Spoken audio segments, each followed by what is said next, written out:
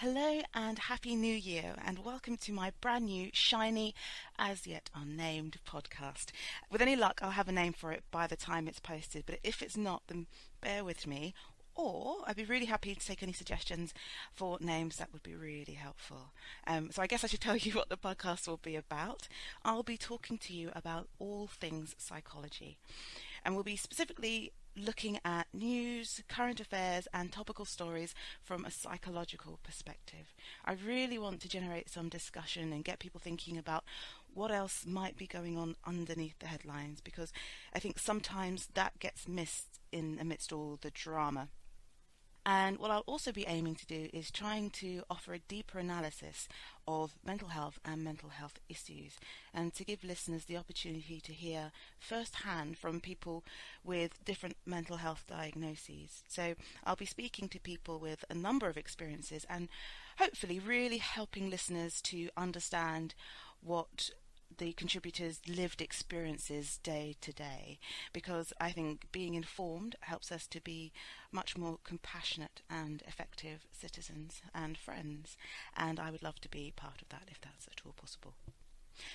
Along the way, I'll be sharing some of my knowledge from working clinically and from research, and hopefully, being able to share with you information that will help you to help yourselves. One of the main reasons that I wanted to become a psychologist in the first place was so that I could be of use. I wanted to be able to help people to help themselves. I think psychology is an incredible field, and we have an awful lot of information, but it can be difficult, I think, sometimes if you're outside of the field to know where to go to be able to access the information, to know where to look or who to ask, where to turn. I think there can be a lot of very confusing information out there on the internet, and sometimes I think it'd be useful to speak to someone on the inside to give you the best advice. So I'll be here to signpost you and hopefully point you in the right direction. So my hope and my ambition is that this podcast will be a useful resource for people. I would very much love that to be the case. Okay, so that's the introduction done, and we'll be starting as we mean to go on. I'm going to kick off with resolutions. It's the new year, and many of us will be setting or starting our New Year's resolutions either this week or next week, sometime in January, for the things that we want to change or improve in our lives for the coming year. Sadly, the statistics show that most resolutions will be abandoned by the time we hit March, which is a real shame because they're made in such great faith and with lots of optimism. But there are some common pitfalls and things that we can do that will help to improve our chances. So there are pitfalls and there are things that you can do to help you overcome them. And psychology is, of course, really good at looking at the tools and the tricks that will help you to maintain your motivation, to keep working when things go wrong, and to achieve your goals. But I think the root of that success really lies in being very clear right from the beginning about what your goals are and making a plan. And that's what I want to talk you through today, step by step. So this is my good resolutions guide. Okay, so grab a piece of paper. I'm going to talk you through. There are about 7 different steps, and I'll also give you some tools at the end that I think will be useful for you to really get your goals clear and well thought through and give you the best chance of making some really great resolutions this year. So, ready? Number 1, and it maybe sounds a bit obvious, but I think sometimes people can do a bit of a scattergun approach in the hope that, if you try everything, something will stick. But that's usually not the way. Usually, if you try too many things, you can't give all your attention to all of those things, and you end up dropping some of those balls and being disheartened and disappointed. So rule number 1 is to choose just one thing. So there may be a lot of things that you need to get a hold of this year or that you want to change, but mental effort, psychological effort is a resource. It's a type of fuel that runs out, and so you really have to use it judiciously. You can't just kind of fritter away on lots of different things, because you will be left disappointed, and I think you'll be left somewhere worse off than square one, because then you'll have to battle your disappointment at having not followed through with that particular goal, and you'll be starting again as well, so you kind of burden yourself with the disappointment as well. So I think it really is best if you think of just one thing, the most important thing. Prioritize where you're going to put your effort this year, and then you can do it sequentially. You can spend the first 3-4 months working on one thing, get that nailed down, and then you can move on to the second thing. You're much more likely to have success that way, I think, than trying to do all things at once and trying to be all things to all people. So rule number 1 is choose just one thing. And when you've chosen that one thing, step number 2 is to get honest. Okay, and I'll explain what I mean by that. My clinical experience, and I think most people's experience of anything that they've ever really successfully done in their lives when they've changed something, that that no change is possible if you're still in denial about the actual problem. Right?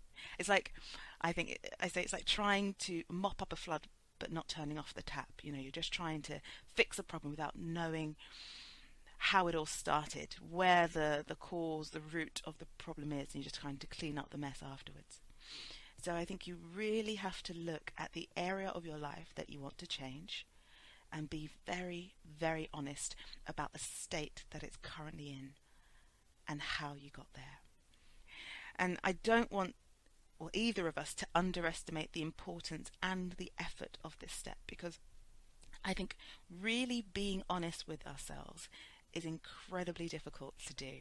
We're very good at turning away from the things that we don't want to see, or that we find embarrassing or shameful, that we don't want others to know about ourselves. But it's absolutely impossible to change unless and until you really understand what the problem is.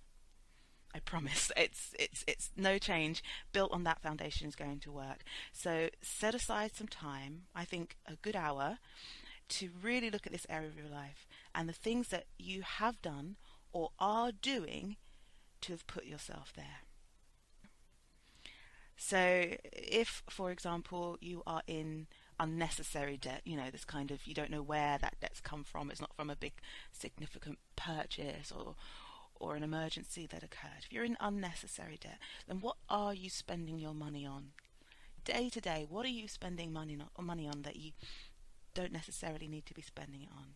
If you feel like you're out of shape, then what are you really eating?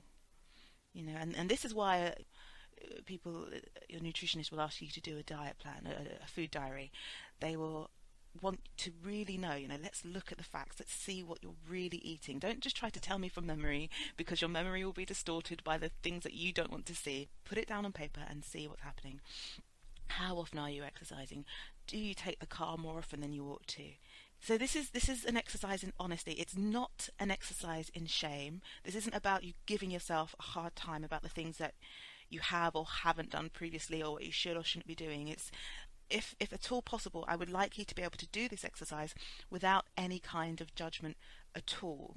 This isn't a moral exercise in you being a good or a bad person. So, I really want you to take that on board. I don't want you to end up feeling bad or chastising yourself about this, having a go at yourself. This is just about being honest. It's all about acknowledging where you are and how you got there, so that you're able to identify what you need to do to move yourself forwards. So honesty is your foundation. All right. So when you've done that, and I implore you not to go on to the next step until you've done that, because you really must get honest before you can make any sort of change. But once you've done that and you know what's happening and you know how you got there, then step number 3 is to really understand and clarify your reasons, and with a special kind of consideration to phrasing. And I'll explain what I mean about that. So one of the big problems that people encounter, an error that people make when setting resolutions, I think, is choosing something that doesn't really matter to them. I know that sounds strange, but I think if you give yourself a moment, it is easy to think of things that we all think we should be doing because we think other people would approve of them, because they'd make us look good, but that perhaps don't really matter to us intrinsically. So that's the kind of thing where you say to yourself, oh, this year I'm going to read the entire works of Shakespeare. But that doesn't make sense if you're not really that interested in Shakespeare or literature, and actually what's important to you is music or dance or family, you know. But this kind of choice is an aspect of social comparison theory. And social comparison theory is the idea that we're all evaluating ourselves against everyone else all of the time, right? And we can see that. That's the reason that advertisers sell us images of the ideal lifestyle, because we will compare ourselves to that ideal and we'll find ourselves wanting, and then we'll aspire to that ideal, which obviously usually requires buying that product. And it's so advertising, and the huge amount of money that's thrown into advertising, is based on the idea that there's an intrinsic inherent drive in us to compare ourselves to others and to want to elevate our status in relation to other people. So we're always comparing ourselves. I mean, that's a basic, that's fundamental. Unless you're a kind of Buddhist monk who's managed to separate themselves from that capacity, then we're always evaluating ourselves against other people. But then what we do is we project our own comparisons onto other people, and we then imagine that they are evaluating us too. And often most other people are so preoccupied with their own lives that they don't really care what you're doing. And even if they were evaluating you, they wouldn't say anything. So actually this pressure to perform in a particular way, to do particular things, to be seen, to be in the right places, is an internal one. So, but as a result, we end up doing all these things in our lives that we think will impress others, rather than the things that will really meet our own authentic needs. And you know, I don't say this in any kind of glib way, because I think it can be an incredibly difficult trap to get out of. And certainly my professional experience is that many people will conduct sometimes their entire lives trying to keep other people happy, imagining that the choices that they are making are hugely significant to other people, and behaving on that instinct rather than their own need. And of course, living your life like that is hugely unsatisfying. So one of the things that I do with some people, not with everybody, but for some people, something that I find is very, very useful to help people who might be struggling to identify their own needs, is a little exercise called the Values Card Sort. And I'll give you the link to the online version of this exercise at the end of the podcast. I'll put it in the podcast notes, and you can give it a go yourself if you find it useful. It's a tool that is used a lot in motivational interviewing and coaching, and essentially, I mean, there's a hard copy version of it, and the online version is pretty much the same. What happens is that you'll be presented with, you have about 83 or 84 different values, and on the online version you'll have 3 columns on the screen, and they are labelled very important, important, and not important. And when you hover your cursor over the top of the value, it gives a description of the value, and your task is to very quickly, and it should be an instinctive response and not something that you kind of labour over and think about and try to think about whether it's a value that you should find important or not. You know, it's a very quick instinctive response, is to really decide, okay, is that important to me? Put it in the very important part, the important pile. If it's very important pile. You decide whether these values are meaningful to you. And I think this is a really very powerful tool, because we all, I think, have a vague sense of our values and what we think is important in our lives, but we very, very rarely, if ever, actually sit down and think through what our values are, what we claim we stand for, what we say is the thing that we want to be defined by? And actually that's a hugely important thing. If you're saying that this is an aspect of your personality which is driving your behavior and the choices that you make in life, well, isn't it important that you actually sit down and think about what they are? So that's why I think it's a useful tool to do, that's just interesting anyway, even if you then don't go on to use it for setting resolutions or in coaching or something like that. Okay, and then what I ask the people I work with to do is, from the very important list from that column, and you'll have 25 to 30 values or thereabouts in each column, from the very important column to get a top 10. And that's really difficult. People find this very difficult because there are lots of things that we like, of course, to incorporate into our personalities and that we stand for. We're not kind of just very narrow in focus. We're broad people, and we have broad interests and values and beliefs. And obviously some of these values will overlap. But I think it's a really important task in getting very, very clear, which when you're setting resolutions, you need to be very, very clear. So that's what I would suggest you do, is to do the values card sort, and there in that top 10 list will be your reasons. And I want you to link the goal that you've established in the first 2 steps to these values. So if your goal is to read the works of Shakespeare, it's because you value art. So they need to link up. Find a way of linking your goal to your value, because if it doesn't, then you have very little motivation to carry on and do it. Now, the other reason that the phrasing is important, I mentioned phrasing a few minutes ago, is because, or maybe it's easy if I give you an example. So there was a study published at the end of 2014 in the journal Obesity, and it demonstrated that weight discrimination, so the experience of being badly treated, either ignored or criticised or bullied because of one's weight, or what we call kind of colloquially as fat shaming, actually increases the likelihood of engaging in the very behaviours that promote weight gain.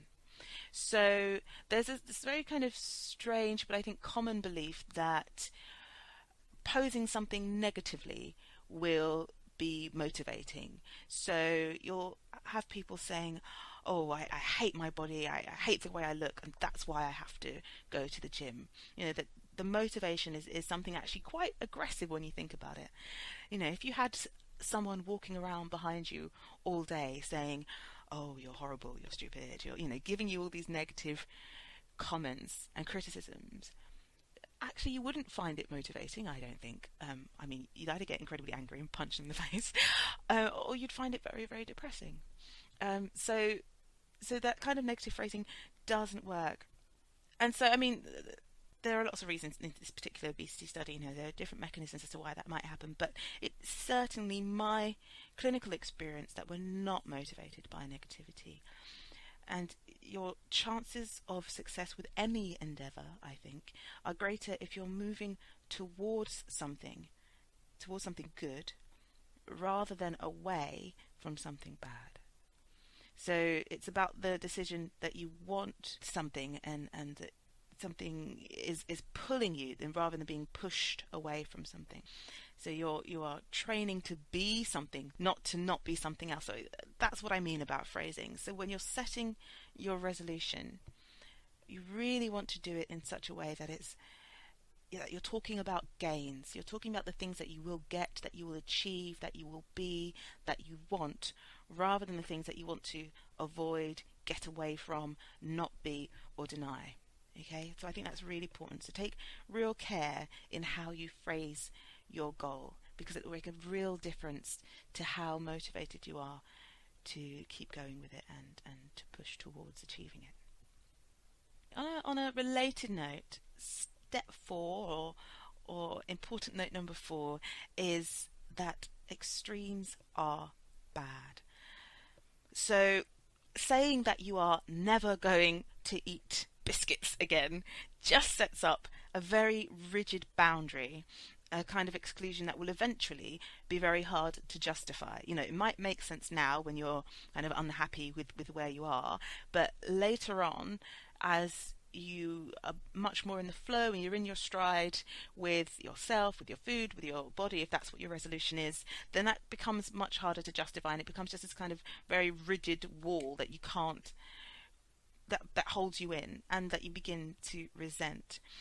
And I think that kind of extreme absolute position just makes it much more likely that you'll be disappointed and kind of attack yourself, psychologically speaking, if you do have a biscuit. And that's a kind of negative state of mind that is really unhelpful if you're trying to make a change in your life. So extremes of any kind, I think, are intrinsically unhealthy. In many ways, it's just as bad to be completely sedentary couch potato as it is to be an ultra hyper uber healthy person to the point of orthorexia. You know, the harm is different, but it is still harm. And so, you know, psychologically speaking, health lies somewhere between these two polarities. Now, you might find yourself at different ends of the spectrum. Some people like to be much closer to the healthy end of the spectrum, allow themselves something, the odd treat, and some people need to feel much more relaxed about things. But your healthy point will be somewhere between the extremes. There's nothing healthy about an extreme position. So again, that's about really being clear about the phrasing and about making sure you're not putting yourself in an impossible position. So step 5 is to not be vague. Okay, because if you're vague, you will have absolutely no way of knowing whether or not you're on track. You know, someone saying, "Oh, I want to write a book." I want to write a book isn't a resolution, it's a wish. You know, it's just kind of putting something out there that I would like to happen, you know, kind of wishing and hoping. And so come June, and you haven't written a single word, you could console yourself by saying, "Oh, well, I've still got 6 months to go. I haven't written it yet, but it doesn't mean it's not going to happen," even though technically nothing has changed. And 6 months down the line, you are no closer in real terms to having written that book. So be very, very clear and precise. Spell out exactly how you're going to do it. Not just what you want to do, but how you're going to do it. So if, for example, you do have that burning desire to write that novel or your memoirs, then set that as the goal, and then say underneath that how you're going to do it. So I'm going to write 100 words a day, or every Sunday I'll spend 2 hours writing. And make sure that you carve out that time in the day. Ring fence that time to make sure that it's possible, it's plausible, and that you reduce the number of excuses that you can allow yourself to have in order to get it done. And within that plan of not being vague, then you also need to record your goal. Because in this example, say, success isn't about having written that book. You know, it's not about just the finished article. The success is about every single word that you write. Because that's when you're demonstrating that you are committed to yourself, you're committed to your goal, and that you're giving yourself the opportunity to succeed. So track your progress. How many more press-ups could you do this week compared to last week? How many more days did you go cigarette free? How much money did you save this week? You know, look back at what you've achieved, because that will help to encourage you to keep going forwards on days when you feel like you want to quit. And you will feel like you want to quit, okay? Because change takes effort, and this is why I say don't set up extremes and absolutes. It takes effort, and part of change is messing up.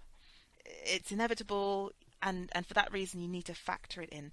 At those points, you know, remind yourselves of the state you were originally in. So go back to being honest and see where you were, the reasons that you wanted to embark on this trajectory in your life, this change that you wanted to make, and the benefits, the things that were pulling you, the things that were aligned to your values that you identified at the beginning. That's why you need to do those things, because it's to give your future self a little bit of help in when you get to the point where it gets really, really tough. and read over your progress to help keep you motivated. And the next thing, still on the same heading, is to reward yourself. Not, of course, with something that's going to defeat all the hard work that you've done, but certainly with something that feels like a treat in some way. Because when you're making a big change, an incentive is really useful, because I think it can feel like a little oasis in the desert of what otherwise is a long, hard slog. So factor in rewards and use all of those things to keep yourself motivated, because the realistic position is that at times you will want to quit because change is tough, and it's easier to remain where you are, whether that place is comfortable or not. So give yourself a fighting chance. And on that note, but I like to put it out separately because I think it does deserve its own heading, and because I think we need to think about this a bit more clearly and rationally, is forget willpower. Okay, willpower, well, firstly, nobody really knows what it is. It's very poorly defined. People have different ideas of what it really means, but essentially willpower is fallible. Willpower runs out, and then what do you have? So I want you to forget willpower. You don't need willpower, you need a plan. And if your plan is well thought out and includes failure, which I'll get to in a moment, and crucially, if you were really honest with yourself at the start, if you've gone through the previous steps, then it's not about willpower, it's about being able to look at the plan or come back to those values, those goals, those ideas, and to use those things, your progress and your values, to keep you motivated. So this isn't about just trying to change through sheer will and just hoping. It's about having a clear, well thought out plan of action, your plan of attack on how you're going to do this. And you can give yourself a helping hand with that, because like I said, you will want to quit. You can move things, move the power more towards the part of you that wants to keep working by using commitment strategies. And if you haven't heard of commitment strategies, essentially they are tricks and tools that you can do that make the pain of not doing something worse than the effort of doing it. Because essentially whenever you're making any kind of change, trying to shift something, there's this little battle, a little conflict that goes on internally between the part of you that just wants ease and pleasure now, and the part of you that has long-term goals and can look forwards and see how things will be better and can put the work in for that delayed gratification. And it's an ongoing battle, and very often that pleasure seeking immediate gratification part of you will win out, or certainly make a lot of noise, it makes its voice heard. So commitment strategies will help to quiet that voice down a little bit. I've got a couple of examples that you can use. Of course, I don't have any affiliation with any of the websites or companies that I might mention in this podcast. They are just a couple of ideas that I think might be useful, and of course do go and do your own research and find things that work for you. But quite a good example of one is something called Pact, and that's from a website called gym-pact.com. And with Pact, you commit to doing a certain number of workouts in the week, and Pact will debit money from your bank account for every planned workout that you miss. So if you say, I'm going to do 3 workouts this week and I am willing to lose $20, or unwilling to lose $20, it's in dollars, it's an American app, I'm willing to lose $20 for each missed workout, then that money will be taken away from you. But the app will pay you a dividend for every week that you do complete your pact, your promise of workouts, and that dividend comes from all the slackers from who didn't complete their pacts from that week. So with something like that, of course, you want to make it an amount of money you are unwilling to lose, right? So this is a financial incentive. Don't just say, oh, I don't, if you don't really mind losing $5, which is what, kind of £3 or something, then don't make that the amount that you set your goals at. Make it 50, something that you would really, that would hurt.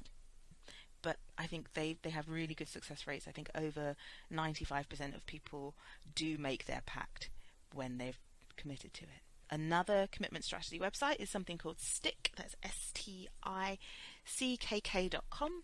And again, so they use a financial incentive to start with. So it's not just health and fitness that they work with. You can set your own agenda on Stick. You do set a financial incentive, but then you have a referee. So you nominate someone who can get feedback reports on your progress.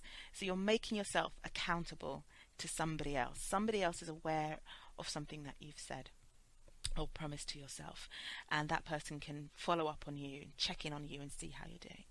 So those are two quite useful commitment strategy apps. Of course, you don't need to sign up to something to do that. You can make yourself accountable to others for free. So you can get a gym buddy and agree a forfeit if either of one of you slacks off, and then you can check in each week. An email or a text message will do, but making yourself accountable to somebody other than yourself can be very, very useful. That you're holding that other person in mind can be very, very productive.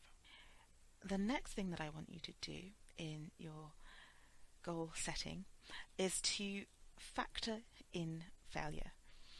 And I don't really like the word failure. I think people overuse and misuse it a lot, and they use it as a noun and a self-identifier, which I think is very, very, very unhelpful. But I'm using it in a very, very specific and particular sense today, right? And that's to kind of say, you're not invincible. I'm sorry to have to break it to you so bluntly, but you're not. None of us is invincible. And part of any life change is the inevitability of screwing up. And, that's cool. Like, it's fine. Seriously, it's fine. And I think most problems arise from having set, as I said earlier on, too rigid a plan in the first place. If you've given yourself that, absolutely gives you no room for any leeway. Either you're a winner or a loser, and if you're a loser, there's no point in trying. That's the problem with those polarities. And I think the best way for you to mitigate the occasional mishap is to just schedule it in.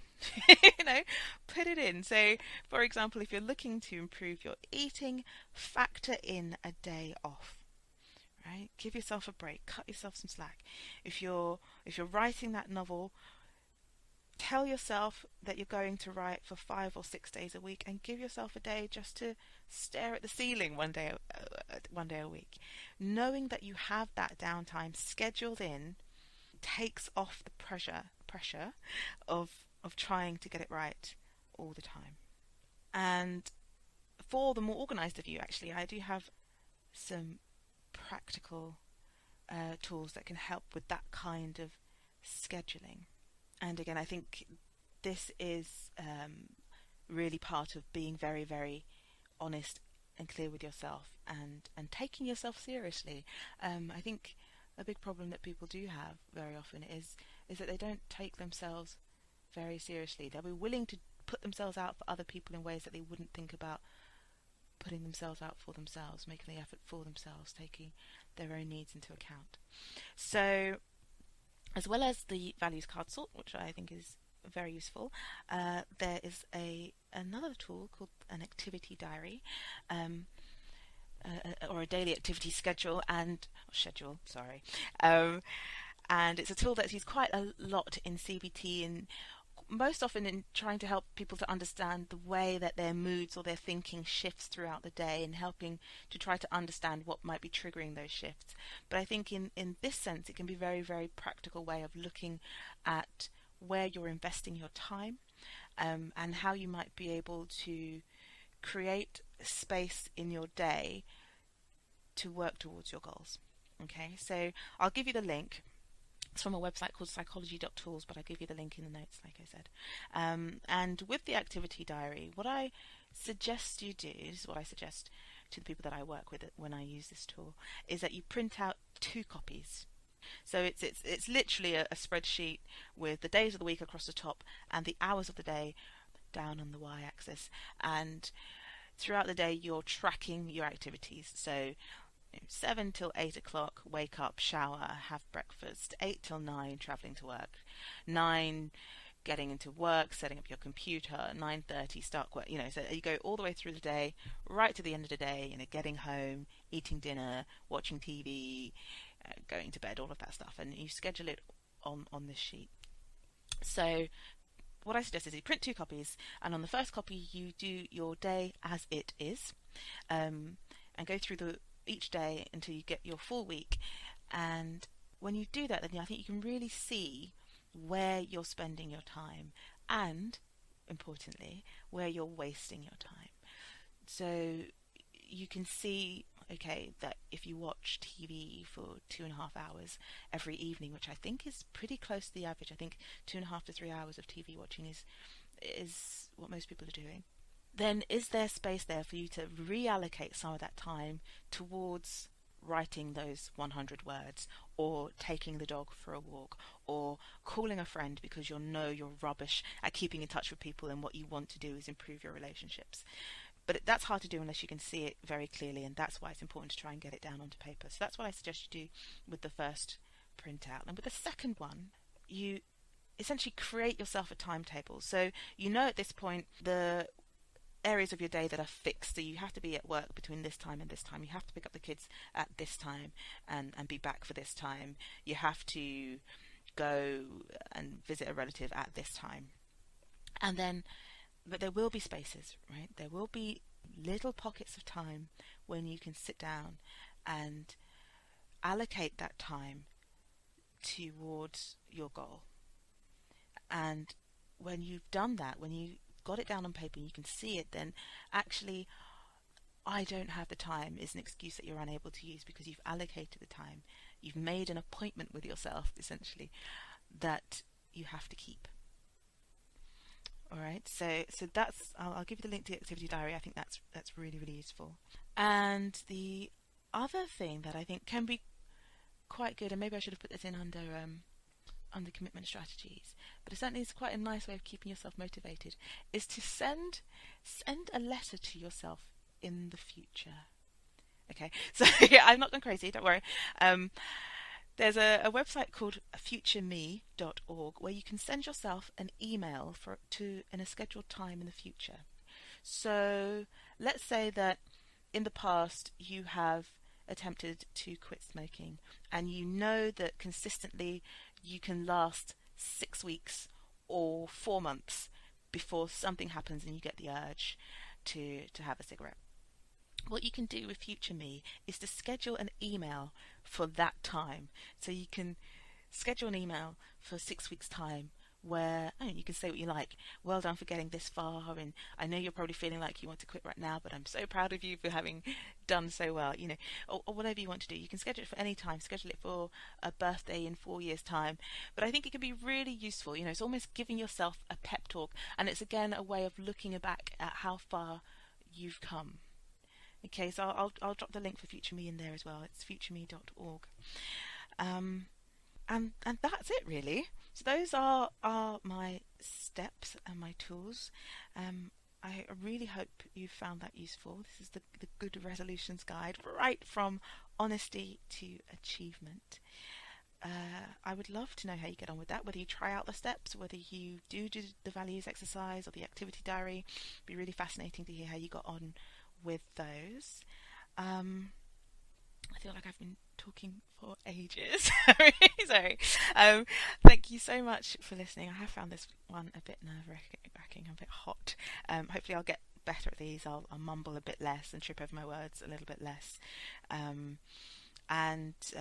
Of course, if you have any suggestions for things that you would like to hear, do drop me a line. I'm always on Twitter. You can drop me a line also through my website, and I'll see what I can do. Okay, so I will stop talking and let you get on with your day. Thanks again for listening, and a very, very, very happy New Year to you all. All right, thanks guys. Bye.